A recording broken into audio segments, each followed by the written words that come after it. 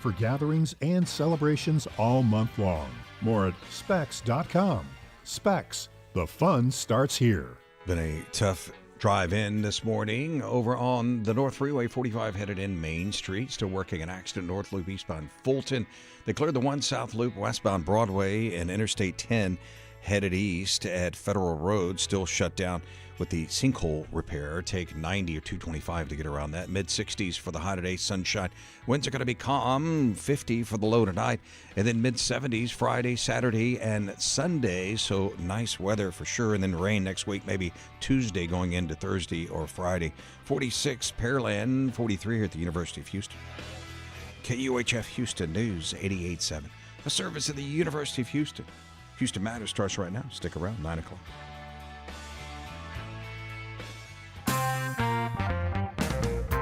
The city of Houston's budget deficit is probably not being helped by what its controller says is more than $50 million extra spending on overtime. I'm Craig Cohen. Today on Houston Matters, Controller Chris Hollins shares what the city's spending, why, and what it might mean for Houstonians. Houston Matters with Craig Cohen is a production of Houston Public Media with support from Baylor College of Medicine. Also this hour, as Artemis II now seeks a launch date as early as next month, we consider parallels to the stops and starts of Apollo and hear Michael Haggerty's conversation about moon mission history with actor Tom Hanks and his Moonwalkers collaborator Christopher Riley. Then our Joshua Zinn joins us live from the site of a milestone for the nonprofit Trees for Houston, which is poised to plant its 1 millionth tree this morning. We'll start with the news update from NPR and News 88.7. Stay with us.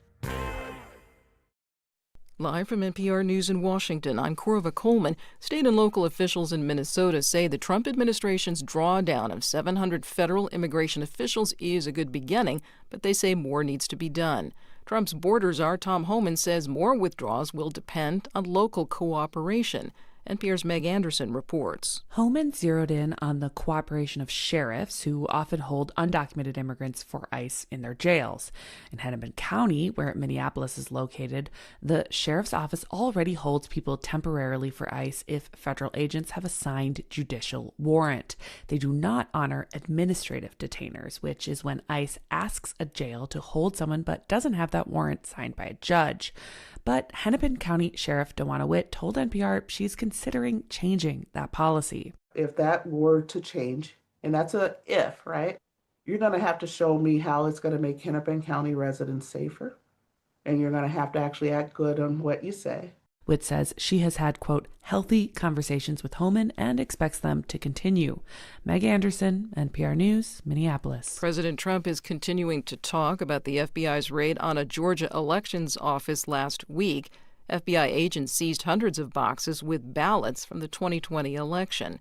Georgia officials have gone to court to demand them back. Trump says the Director of National Intelligence, Tulsi Gabbard, was also at the raid in Georgia because U.S. Attorney General Pam Bondi wanted Gabbard to go. She took a lot of heat 2 days ago because she went in at Pam's insistence. She went in and she looked at votes that want to be checked out from Georgia. They say, why is she doing it? Right, Pam? Why is she doing it? Because Pam wanted her to do it. Trump spoke this morning at the National Prayer Breakfast. He regularly claims he won Georgia in the presidential election in 2020. That's not true. Stocks opened lower this morning as Google's parent company promised more big spending on artificial intelligence. NPR's Scott Horsley reports the Dow Jones Industrial Average slid about 380 points in early trading. Google's parent company Alphabet spent $91 billion on AI and other capital investments last year, and the company plans to invest about twice as much this year. Alphabet can afford it after reporting a 30% jump in quarterly profits, but investors aren't sure about the payoff. Alphabet shares opened lower. New applications for unemployment benefits rose last week. We'll get a more complete report on the job market next Wednesday after a short delay caused by the government shutdown. Central banks in the European Union and the UK voted to hold interest rates steady today. That follows a similar decision by the Federal Reserve here in the U.S. last week. Scott Horsley, NPR News, Washington. On Wall Street, the Dow is now down 330 points. This is NPR. Support for NPR comes from NPR stations. Other contributors include the Pew Charitable Trusts, sharing about the state of housing in America on the After the Fact podcast, available at pewtrusts.org/afterthefact, and the Doris Duke Foundation. Live from News 88.7 in Houston, I'm Matt Harrod. The Houston Police Department is continuing its investigation today after a 13-year-old girl died from a stab wound on the northwest side of town late yesterday. HPD says a 10-year-old boy has been detained. Multiple outlets report that this was the result of a fight escalating. The boy claims the stabbing happened in self-defense. Charges have not yet been filed. Houston Mayor John Whitmire and City Controller Chris Hollins are clashing as 3 city departments are on track to exceed their overtime budgets. Hollins projects overtime spending in the police, fire, and solid waste departments will come in more than $50 million over budget. Our Dominic Anthony Walsh reports the overage comes as the city faces a ballooning budget deficit. Hollins points out the overtime spending so far this year is actually in line with the previous 5 years, but the administration presented an overly optimistic budget last year. We're now looking at draining our fund balance an additional $50+ million because we'd rather ignore basic facts than make hard decisions. Whitmire points out year-to-year spending is trending down as departments look to cut back on overtime. And there's a lot of good news coming out of each of the departments, and we will have a balanced budget without raising taxes this spring. He said the same thing last year. There was no tax hike, but the city now faces a $127 million deficit. I'm Dominic Anthony Walsh, News 88.7. Governor Abbott spoke about his efforts to curtail school protests during a stop in Houston late yesterday. If kids are skipping class, going out protesting, those schools are not going to be paid for that day for those students who are skipping class. It's the responsibility of the superintendent, the principals, and the educators to make sure those children are in school getting the education they're supposed to be getting. The TEA has warned schools to crack down on protests during school hours or face possible sanctions. Recent protests are related to immigration enforcement tactics. 43 degrees right now here on the UH campus, and we're set up for a high of around 64 later this afternoon. I'm Matt Harrod, News 88.7. This is Houston Matters. I'm Craig Cohen. Thanks for joining us here on News 88.7 and Houston Public Media's YouTube channel. Coming up this hour, Artemis II's delay parallels the stops and starts seen during the Apollo missions. Our Michael Haggerty talks with actor Tom Hanks about moon mission history. Also ahead, Joshua Zinn joins us live from a celebration by the nonprofit Trees for Houston, which plants its 1 millionth tree in the Houston area this morning. Plus, incomes are rising, poverty's falling, so why are Texans struggling even more to pay for rent and mortgage? We discuss. But first, projections from the City of Houston's Controller Chris Hollins show that as the city faces a $127 million budget deficit, Houston's police, fire, and solid waste departments are on track to exceed their overtime budgets by more than $54 million. Controller Hollins warned of the dangers of such unrealistic budgeting at a presentation to Houston City Council this week, and he is here now to tell us more. Chris Hollins, welcome back to Houston Matters. Hey, Craig, good morning. Always fun to be here with you. When the current budget was passed last year, was it apparent then that we could see overruns in money spent on overtime in these 3 departments? It absolutely was, Craig. Last year, about April or so, we came in front of City Council. This was ahead of budget season, and we said, look, police, fire, and solid waste are critically over budget. At that time, they were $70 million over budget. And I don't know if that's a big number to you, but $70 million is a lot of money to me, Craig. And so that was April. Now we move into budget season in May and June. And instead of increasing the budget for overtime, the mayor decreased it. And so when we talked to City Council as they were examining this budget and making decisions about them, we told them that these expectations were unrealistic, that there was no way we could achieve this number because no operational changes had been made that would lead to reduced overtime. But they voted on that budget anyway. It passed. We have the overtime budget that we do. And now we're targeted to go $50+ million over that budget again. And again, $50 million, a lot of money to me. All right, so how does that compare to past years, going back beyond last year? Well, that's the thing. This was entirely predictable. For police and solid waste in particular, the overtime hours that we're seeing them head towards for this fiscal year is exactly the same as their 5-year average. Solid waste is almost within 2% or so of their 5-year average. Same thing for police. They're probably within about 5% of their 5-year average. Now, the outlier is fire. They're about 40% above their 5-year average, and they were even higher last year. And that's strange to me because these are the 2 years after the big firefighter contract that was supposed to resolve all of these morale and employment issues that should have led to smoother operations. But instead of seeing lower overtime as we're hiring more firefighters and paying them better, we're seeing even greater overtime, record-breaking overtime, in fact. Have you gotten any answers as to why that is the case? Well, you see, the fire chief came before council the other day and laid out things around, hey, look, we have these emergencies. We have other things that come about, right? There was, cold weather last week, and overtime was spent on staffing warming stations. The problem with that, though, Craig, is that happens every year. Right? We expect that extreme weather will hit the city of Houston. We're the most, disaster-prone city in the country when it comes to weather events. And so that should be budgeted in. And again, these events they come at random times, but we know that on a regular basis, they are going to come. Well, we don't know how many and for how long and what kinds of impacts they're going to have. I would think it would be really hard to lay out a genuine, clear budget for something that is unplanned, unscheduled, and just happens. You would think, except again, when you look at our police overtime, we're tracking towards exactly the trend of the last 5 years. So again, you don't know if it's going to come in June or July, but you know that in a year's time, on average, this is what you're going to be faced with, and you can plan and you can budget for it. Police also have received a new union contract. One of the goals of increases in salary was to recruit and retain more quality officers. The use of overtime staffing, as much as it's been, would suggest maybe they haven't been able to do that, at least not yet. Well, you're seeing those numbers come up, both in police and fire.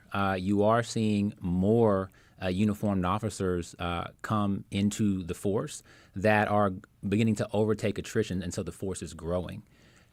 Again, you would expect that with more officers on staff, more firefighters on staff, that overtime would now go down.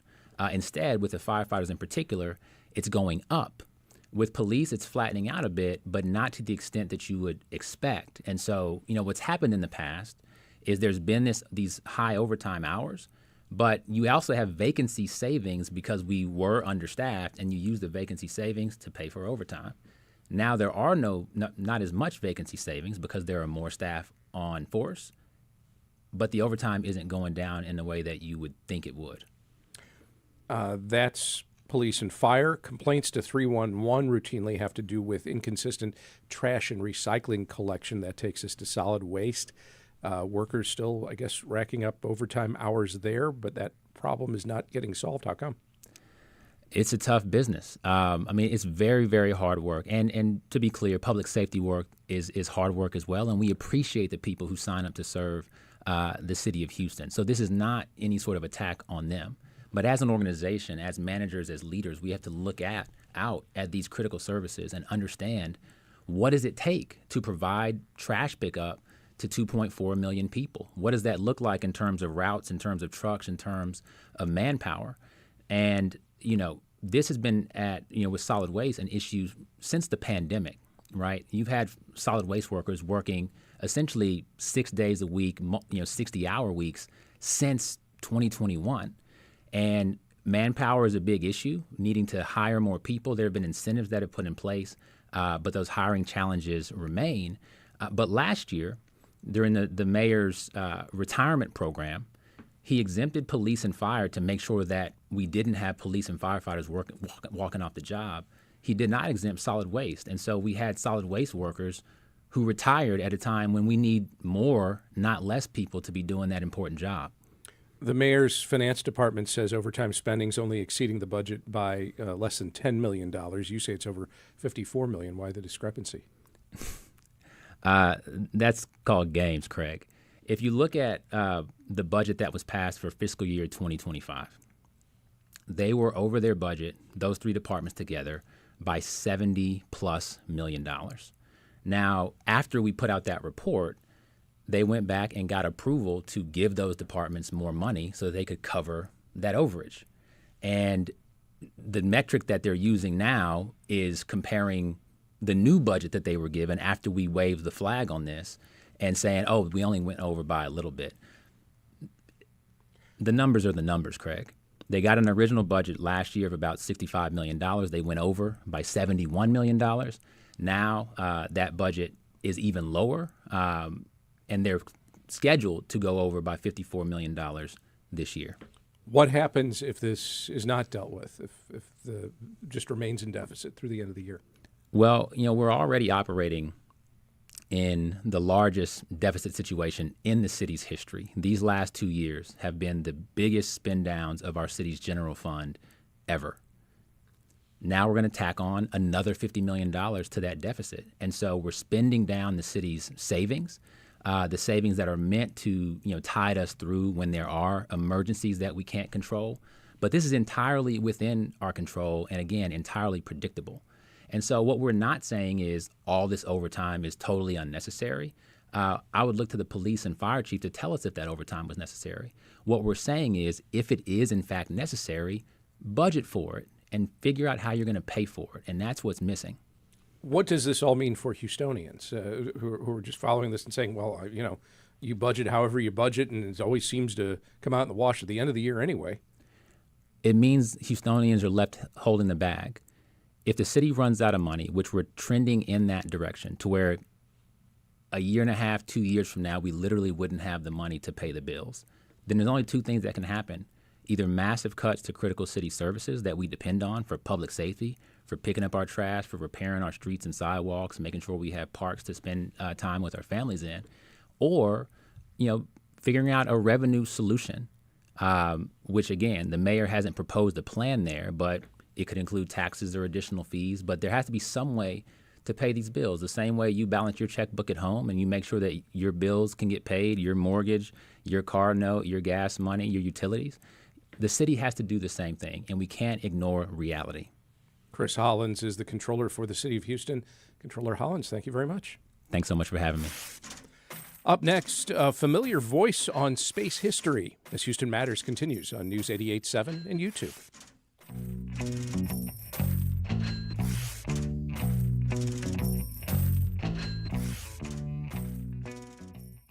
I'm Celeste Diaz. Hi, I'm Lenny Ambrose from St. Arnold Brewing Company, proud supporters of Houston Public Media. Right now, with your $60 donation, you can choose tickets to News and Brews. This member-exclusive event takes place February 17th. Enjoy a pint, connect with fellow NPR fans, and meet the Houston Public Media Newsroom in person. Select News and Brews tickets when you donate at houstonpublicmedia.org/donate.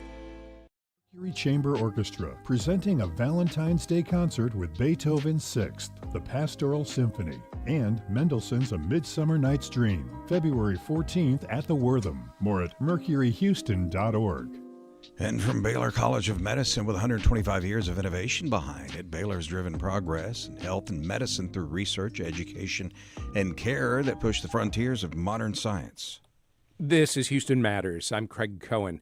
NASA has delayed launch of the Artemis II mission until at least next month after issues came up Monday during pre-launch testing known as the wet dress rehearsal. The next window for launch opens as early as March 6th. The delay parallels what the U.S. space program routinely experienced during the Apollo missions more than 50 years ago, a lot of stops and starts on the path to landing on the moon. Back in the 1960s, of course, everything was new. Every launch was the first ever attempt at each stage of getting to the moon and back. Well, as it turns out, there are parallels there, too. When Artemis II sends its astronauts on a 10-day trip around the moon and back, it is designed to execute a series of firsts, including traveling further than anyone has ever ventured into space. It will also feature the first woman and first African American traveling to the moon. The mission is also important to Houston. Mission Control, of course, is located at Johnson Space Center, and NASA's astronauts train here. Considering that significance and those parallels, it is understandable why a documentary about the first moon missions and humanity's attempt to return there with Artemis has been showing for almost a year now at Space Center Houston in Clear Lake. The Moonwalkers, A Journey with Tom Hanks, made its U.S. debut at Space Center Houston. It's co-written by Hanks, who has been a longtime space enthusiast, starred as an astronaut as Jim Lovell in the movie Apollo 13, and also produced a mini-series about Apollo called From the Earth to the Moon. You may recall I spoke with Hanks about the Moonwalkers ahead of its debut last year. What you did not hear was a second conversation that my colleague Michael Haggerty had with Hanks as well as with filmmaker Christopher Riley at Space Center Houston. They discussed the documentary, what they believe the human race gains from space exploration, and Hanks began the chat by reflecting on how he became so enamored with space as a child. It was part of the national dialogue. It was in the zeitgeist. If you were a kid and you had a teacher who was enthusiastic about her job like I had, I became aware of it during the Gemini program, in which there was a launch with a crew on it every couple of months, it seemed like, and it was like the playoffs. It was like a sport playoffs, and the Super Bowl was going to be landing on the moon whenever that was going to happen. So I got enmeshed in the science, the technology, the geopolitics, the economics, but also no small part of the drama and the saga that was equal to any adventure story I'd ever read. I mean, I would be at home and I would see Jason the Argonauts on a Saturday movie on NBC, and it was the equal to Apollo 7 going up to perhaps a rendezvous with Apollo 8. It was the same exact exciting story as to me. Yeah, I mean, why do you think it's important to tell this story again and in this way, particularly right now? Well, I mean, I think for both of us growing up through the years of Apollo, I suppose, and after that, this has been an endlessly inspiring story of what we can do when we put our minds to something and pull in the diversity of thought and perspective on things from a range of human kind of scientists and engineers. Look what you can achieve. As we say in the show here, if you can land 12 human beings on the moon, then you can do almost anything if you put your mind to it. And that was something we wanted to celebrate definitely in the film. But remember, this isn't just a sort of nostalgic romp through the past. This is about the now as well, the return to the moon, the Artemis missions, and the Artemis II crew are laced throughout this story just to remind us that this is an ongoing thing, an ongoing saga. That's interesting because that is the example that I think would come back to examine it. If we can figure out, this is literally now it's become almost like a cliche, if we can figure out how to land a man on the moon and get them safely back, we can figure out everything, right? There is a degree of hopelessness, of willing to throw your hands up, because life is one damn thing after another. True, that's been the case since we figured out how to make fire, and drink with our hands. But everything that comes after that is like, no, this can't be solved. You got to just start breaking down what the process is. Anything that we are facing right now that seems impossible, that seems like, oh, we're hopeless. No, we're not, provided you ask the right questions, put in the right kind of work, and take the time in order to solve the problem. It ended up, the Apollo missions ended up with Apollo 17, which was flawless. Everything worked exactly. Now, okay, maybe a fender fell off the lunar rover, but they fixed it with a map and some clamps. So that's how you develop expertise: the desire, the wherewithal, and the time.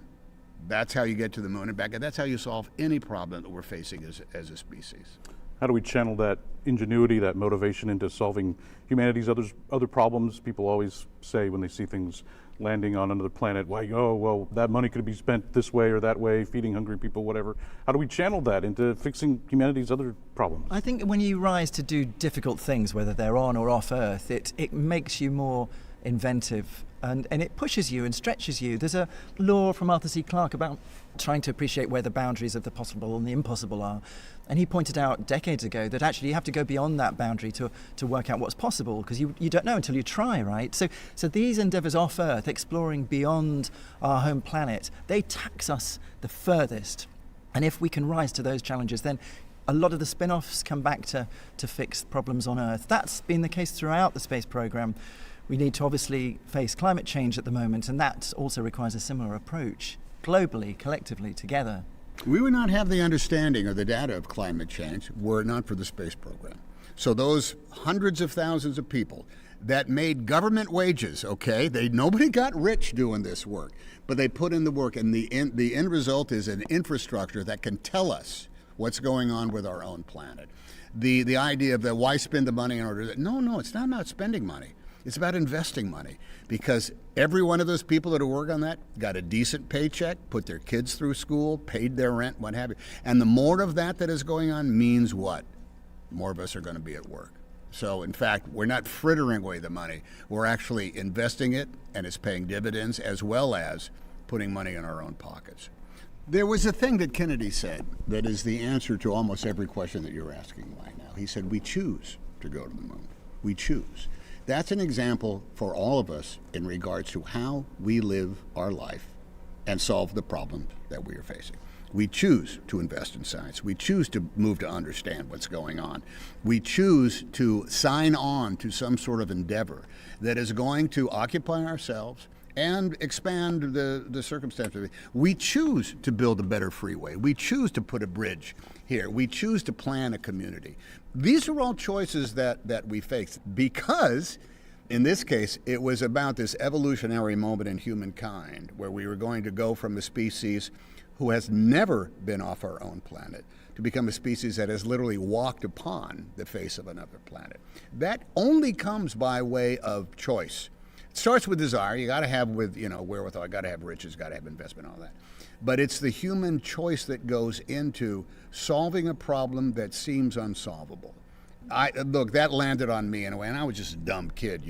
The biggest choice I ever made was, should I watch Laugh-In or the Smothers Brothers tonight? But nonetheless, even an artistic choice goes into that. Yeah, an evolutionary level achievement. Just the other day, someone said that Neil Armstrong will be remembered among the names such as Caesar, Genghis Khan, and these sort of people will remember their name 1,000 years from now, where as other celebrities, we may forget their achievements. Like, that's that level of an accomplishment, leaving our planet, setting foot on another celestial body. Well, someone has to do it first, even like crossing the Atlantic. We don't remember the names of the pilots that fly it today, but of course you remember the pioneers that do that, and Armstrong's amongst them when it comes to the moon. I think it's also worth pointing out that we've lived as a species, internationally, globally, off Earth for this whole century right now on the International Space Station. Now, the question next is, can you live 1,000 times further away than the space station is on the moon, and then even further away, perhaps ultimately on Mars? And here we are at this kind of vanguard of the coalface of where that work happens in human spaceflight, where you pioneered it here from where we're sitting. The moon is the only place in which is void of all life. All of human exploration prior to that discovered who was living there or what was living there. Sometimes they were penguins. Sometimes they retire a different race of people who had different skin color and different heredity, different genetic makeup. But every time human beings went somewhere, they found a pair of eyes that was looking back at them. This will not happen on the moon. Where else in our humanity have we been able to start from scratch like we will when we start going up and staying there a little bit longer and in even farther and farther away? I find that to be an artistic question, along with everything else that goes along. How will we occupy this place when we already are now a spacefaring race, right? Yeah. We now have had a permanent orbiting platform in which human beings have lived continuously for how long is the off Earth since 98, so the whole of this century and a couple of years from 20th century. It's a long time. And the people who have made up that little colony of human beings are men, women from all different countries, from all different makeups. When we start, actually staying up there for I cannot wait. I hope I see it in my lifetime, but sooner or later, I'm going to use a little foul language here. Can you handle this? Yeah. For NPR? Sooner or later, someone on the moon is going to get knocked up, okay? And that means the first true alien in the human consciousness is going to be born at some point, whether they come back to Earth or not. You want to talk about a Neil Armstrong event there? Whoever that kid is going to be an amazing example of the human condition and will be remembered for the rest of eternity. But then there'll be a child celebrity, and we know those things don't always turn out well. Well, that's not going to work out right. We'll make sure. Hopefully it'll be twins, so they'll be able to share the experience normal one. and not be too screwed up. Actor Tom Hanks and filmmaker Christopher Riley talking last year with our Michael Haggerty at Space Center Houston. They were in town to promote their film The Moonwalkers, a journey with Tom Hanks, which continues to be shown at Space Center Houston in Clear Lake. The Artemis II mission, which will send astronauts around the moon for the first time since 1972, is slated now to launch as early as March 6th. Just ahead, the nonprofit Trees for Houston celebrates a milestone planting this morning. We'll take you to where tree number 1 million will be planted as Houston Matters continues on News 88.7 and YouTube.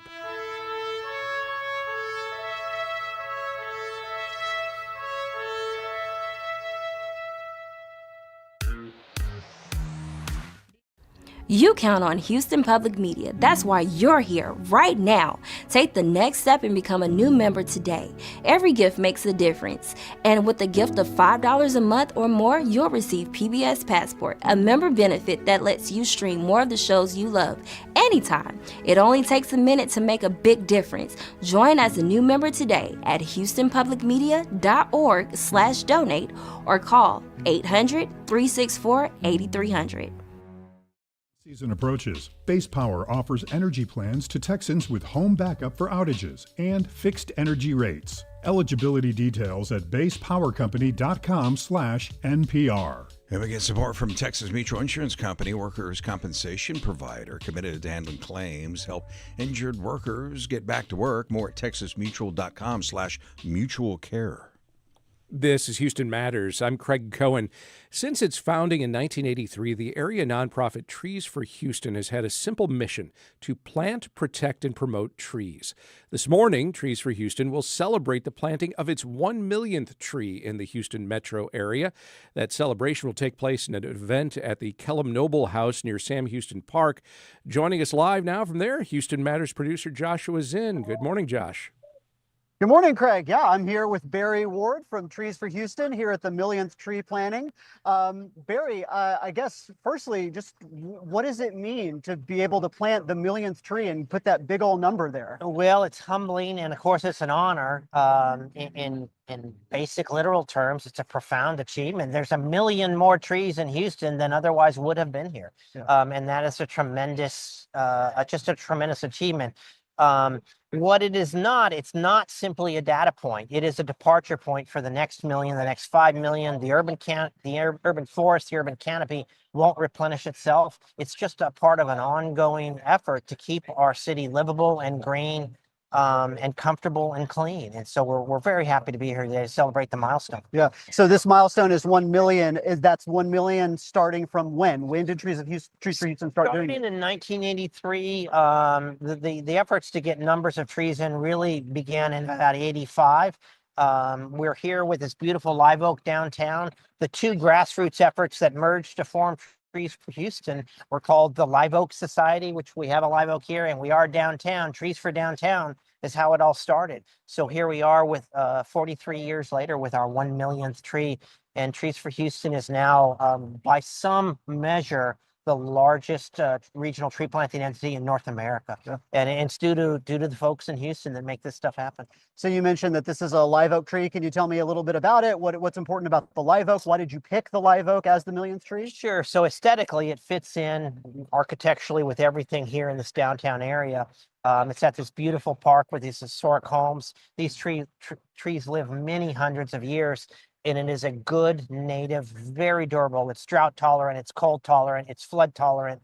So it is just the perfect tree for our environment. And this tree, the oldest tree in Houston is a live oak that's about 500 years old, right? Wow. So this tree will outlive us. And the analogy between trees and looking to the future is not lost on us here. So we're happy to plant a live oak. Yeah. So you've got quite the setup here to put this tree in the ground. There's this giant piece of construction equipment with a big crane, and this tree's pretty sizable. So you need a lot of weight or a lot of power to get it in there. Is this usually how it's done? Is this kind of a special case? This is a special case. Yeah. You normally, for financial reasons, you plant much smaller trees. They're easier to care for, therefore they're cheaper to care for.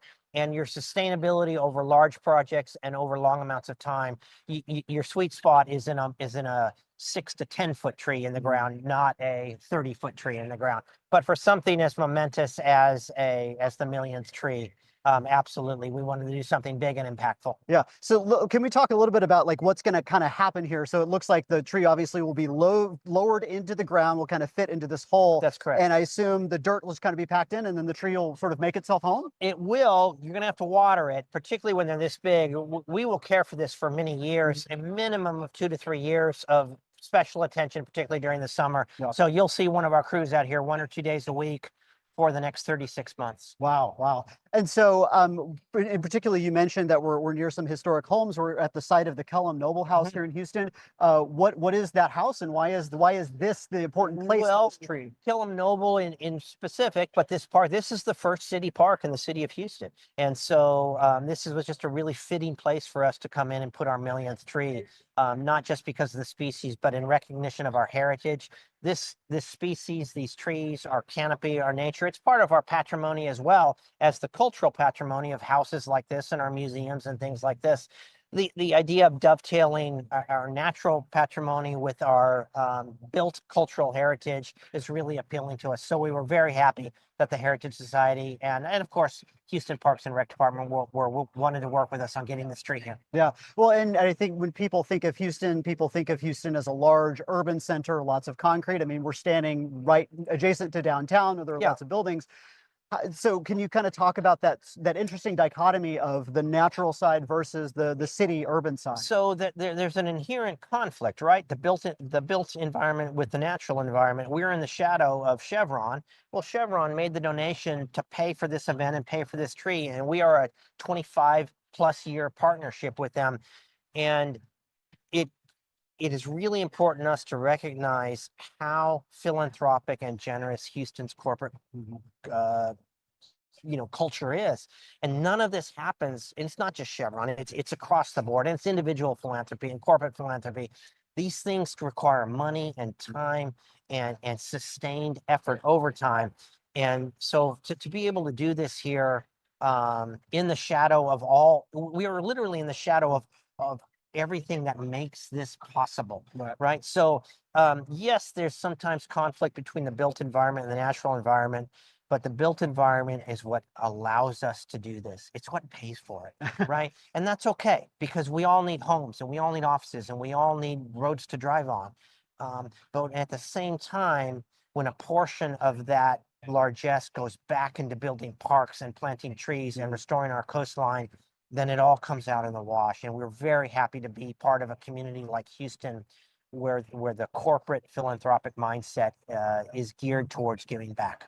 Yeah, can you talk more just about Chevron's involvement and other corporate partnerships that have made your mission possible? Yes, so today happens to be one where Chevron is the lead partner, but we have of course numerous very generous corporate donors.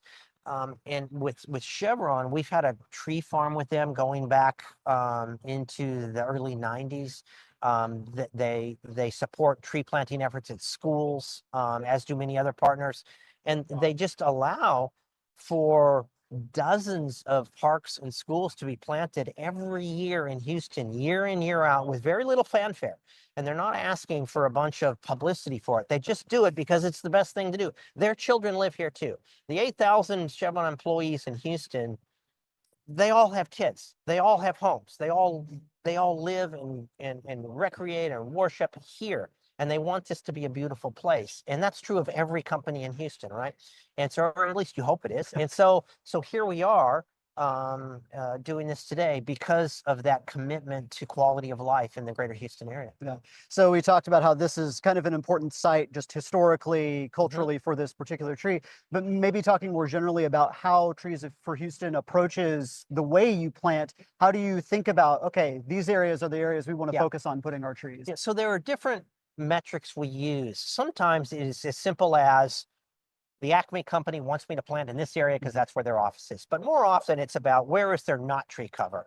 Where is there not shade? Where are there water or air quality issues that we may help remediate? So we go through analysis that other organizations ably collect data on. We use that data and then we say, okay, here's where you need trees.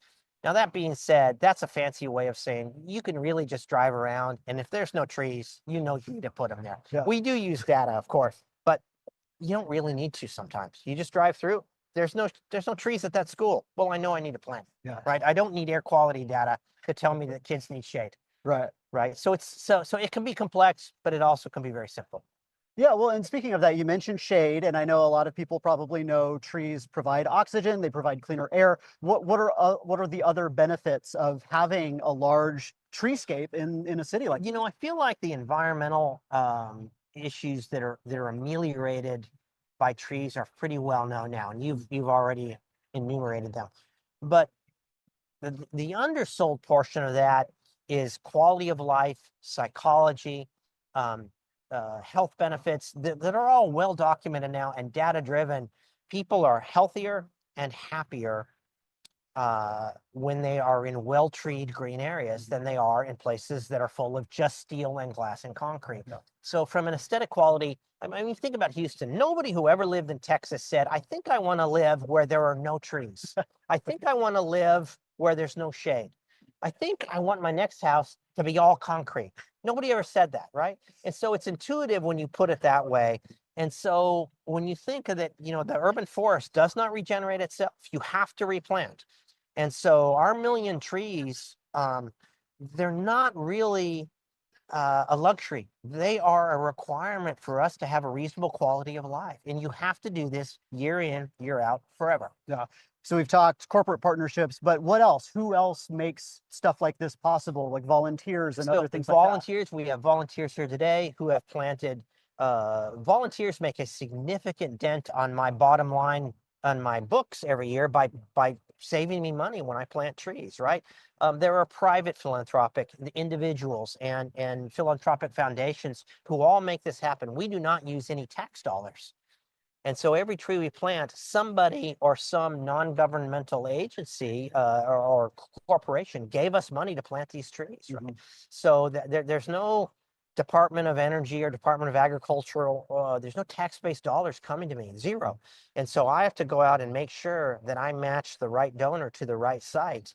And we're able to do that because of the generosity of this community. Year in, year out, we raise enough money to do a bunch of trees. Yeah. And again, it speaks to the culture and mindset of the greater Houston area. Yeah. So we're talking here a little bit before the actual event is going to start. So we're not going to get to watch the tree get planted live on the show, but can you talk about what's going to happen at 10 and what's the whole process going to be? So we have a tree that probably weighs something along the lines of 20,000 pounds here, and it's hydraulically lifted. We've pre-excavated the giant hole, and they are going to slowly lower this in. We'll take off the canvas wrap.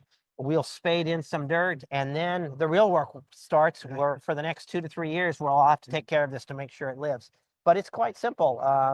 And without hydraulics, you can't do this. So without hydraulics, you're planting a 6-foot tree. Yeah, yeah, right. Yeah.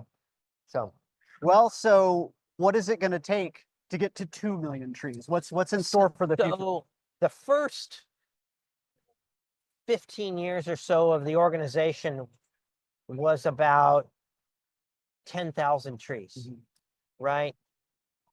And in the remaining time, we did the other kind of 990,000, right? We really picked it up. So you have to find the stasis point between what the environment and what the fundraising, the physical environment and what the fundraising culture can sustain here. You don't want to plant anything you can't take care of. And they're also in the built environment, there's a limited amount of spaces you can put trees in. So there's a carrying capacity, to use a biological term, there's a carrying capacity of the urban environment, just like there is a prairie or a forest. You have to figure out what that is. Part of what it means is geographically you extend as the city extends, because there aren't that many places to put a tree downtown. And when you do plant a tree downtown, it's because one died. So it's a replacement. But right now, Katy, Fulshire, Sugarland, Missouri City, those are the places where you need large-scale reforestation and forestation to offset growth and to make sure that those places stay green and habitable and walkable and beautiful. Yeah. We've talked a lot about what this means for the city, what this means for the environment. What about you personally? What does this mean for you as Barry Ward? You know, after pushing 20 years of doing this, it is very humbling to think, as we stand here, I'm staring out at a crowd full of board members and corporate funders and volunteers. It is really humbling to think that I happen to be at the tip of this environment, but with no false humility whatsoever. I am the least important person out of all this. On any given day, it's the chevrons of the world who are giving us the money. It is the board members who are doing the politicking and that sort of thing. It's the staff who are getting trees in the ground. I'm a conduit. That's all I am. And so I am very humbled and very honored to have been trusted to be put in a position to make this happen for my adopted hometown. Well, Barry, thank you for giving us some of your time today. It was You're great very to talk welcome. with you. Thank you so much. Thank you. Craig, Appreciate back to you. Thank you. Houston Matters producer Joshua is in there in downtown Houston with Barry Ward, the executive director of Trees for Houston, which is celebrating the planting of its 1 millionth tree in Greater Houston this morning at the Kellum Noble House at the Heritage Society at Sam Houston Park. And still to come, income's up, poverty shrinking, so why is it getting harder to pay rent and mortgages in Texas? Stay with us as Houston Matters continues on News 88.7 and YouTube.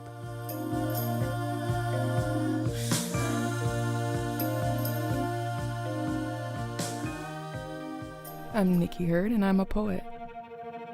A poem begins because there's something that keeps gnawing at me that says, I want you to write about this, blah, blah, blah. You know, I want you to write about the time when your grandmother said she was at an Elvis concert, or I want you to write about what it means to be a girl, or I want you to write about, you know, what's going on in the world with the political divide that we're in right now. It's something that keeps gnawing in me, you know, viscerally. The ideal comes, and I write whatever it is that's in my head on the back of a receipt, or like I just got a ticket this morning for parking. You know, I'll write something on the back of that, you know, and it seems to work for me. Poetry is important for me because I feel like it's really the only tool, to use a light word, but really weapon that I have to articulate the world the way I see it. Simple as that. This poem is called Girl.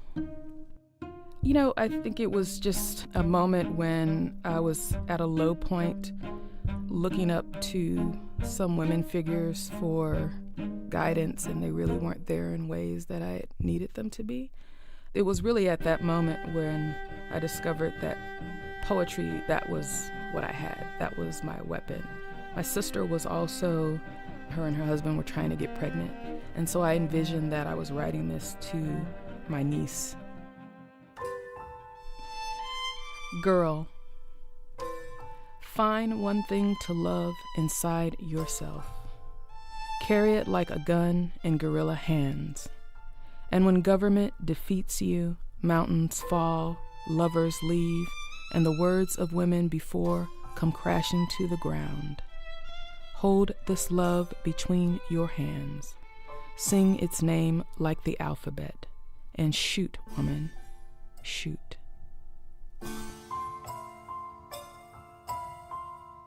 I'm poet Nikki Hurd, and you're listening to Houston Matters. Hello, I'm Jim Kovacic. It's not just your car. It's the one that brought your kids home from school, took you cross-country, held memories, laughter, even a few breakdowns. When it's time to let go, give your car a new purpose. Donate it and turn memories into meaningful support for this station. Plus, you'll enjoy free and easy pickup, potential tax benefits, and a simple donation process. Your gift supports the programs you and your family love. Donate today and help keep public media strong. Call or donate online. Metro. Introducing the Ride Metro Fare Card. The Ride Metro Fare system replaces the Metro Q Fare Card for bus and rail fares. Details at ridemetro.org/fare system. Houston Matters with Craig Cohen is made possible in part by Ellen Benninghoven and Dr. Michael Schaefer, and with gifts from listeners like you.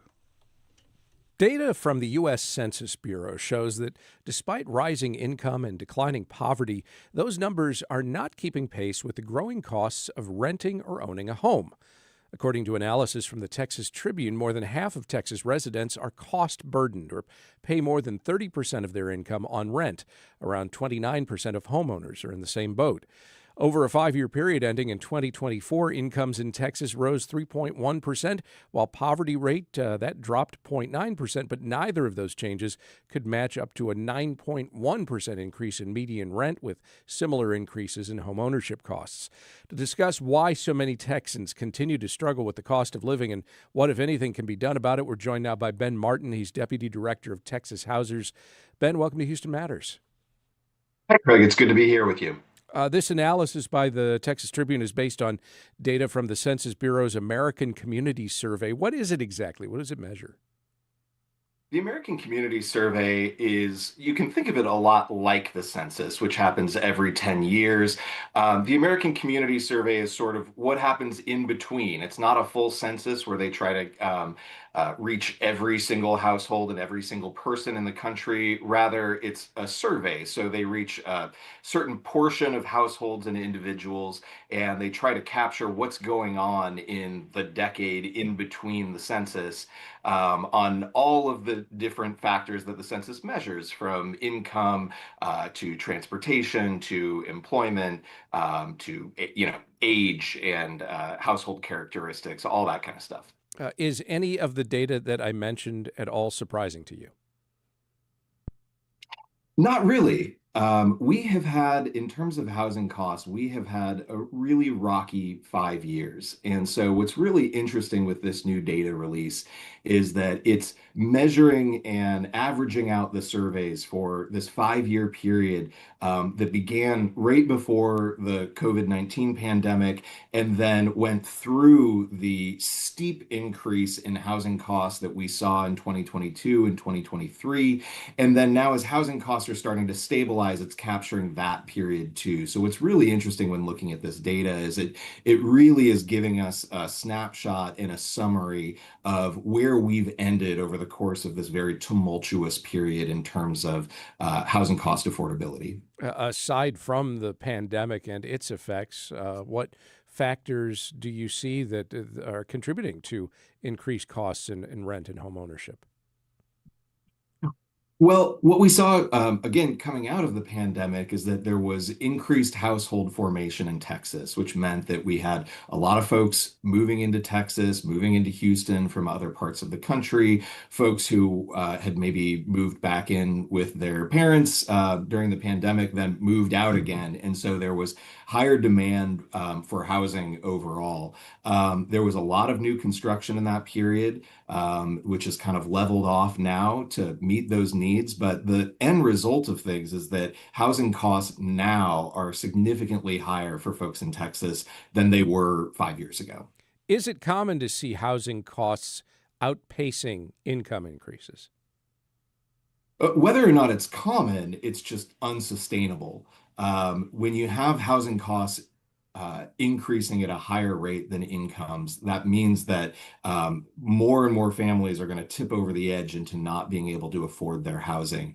I think when we look at housing costs, sometimes there's a simplistic view that you just need to look at the housing costs themselves. How much does it cost to rent a home? How much does it cost to buy a home? But affordability is actually, you have to look at housing costs, and then you have to look at how much money households are making. It's actually a ratio between those two things. And to get really nerdy about it, you can measure this. It's 30% of your monthly income or less should be going to housing costs. If you're paying more than 30% of your income towards housing costs, you're what's called housing cost burdened, which means that you're paying more than you can afford towards rent, and you don't have enough money left over to pay for other essentials like transportation and food and medical costs and all the other stuff that you need to pay for to live a life. Yeah, none of these economic considerations occur in a vacuum. So as we're talking about why it's less affordable for some to pay rent or pay a mortgage, and we look at those other household costs, we're also in this period now of some years of inflation for everyday costs, We've seen on again, off again tariff policies that influence everything from the supplies used for construction of homes to just whatever household needs you may have day to day. All of that has an impact. Trade wars, I imagine, have an impact. Then I wonder if even economic impacts from the immigration crackdown. Do you see connections to all of those factors as you look at what makes life in Texas in terms of housing a little less affordable than you think it ought to be? Yeah, I want to answer that in two ways. First, I want to emphasize that for a certain portion of folks in Houston and folks in Texas, housing has been chronically unaffordable because incomes in Texas are, lower perhaps than they are in some coastal areas. There are a certain fairly high portion of low income, very low income households that haven't been able to afford their housing for a long time. That's a problem. As you mentioned, though, now affordability issues are rising into other income brackets. A lot of middle income households are also seeing their housing costs going up. And as you say, there's sort of large scale national and global factors that are really contributing to this. Interest rates have been high for several years now. That means that it costs more to borrow and to afford a house. That impacts, potential homeowners. That also impacts apartment builders, for example.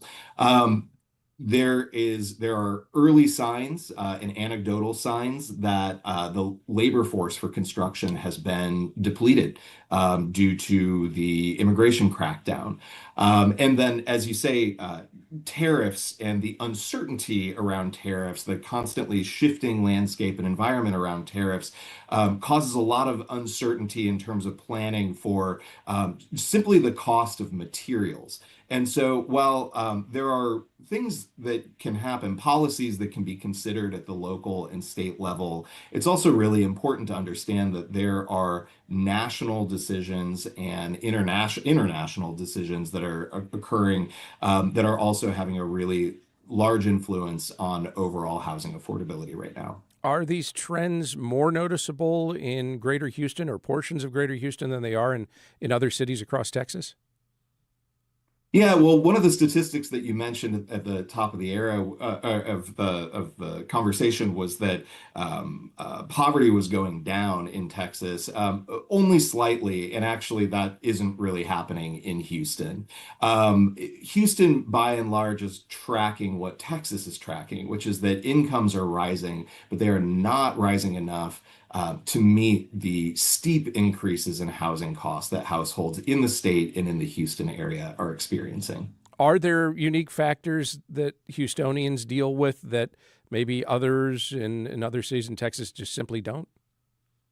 Absolutely. So if you look at what the Texas state legislature has been doing to address housing affordability, a lot of the reforms they've been looking at have been around deregulating land use rules. So you think of zoning, how much housing you can build on a single lot.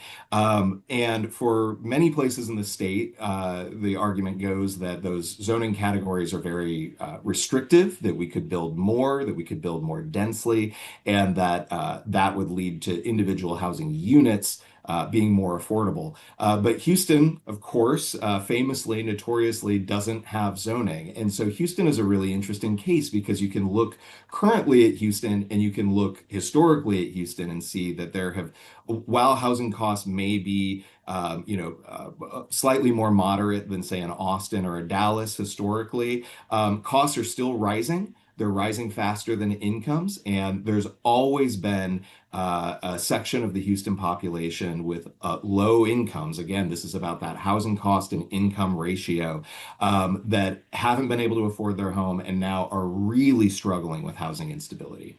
Ben Martin, Deputy Director of Texas Housers, thanks so much for the time. Thank you.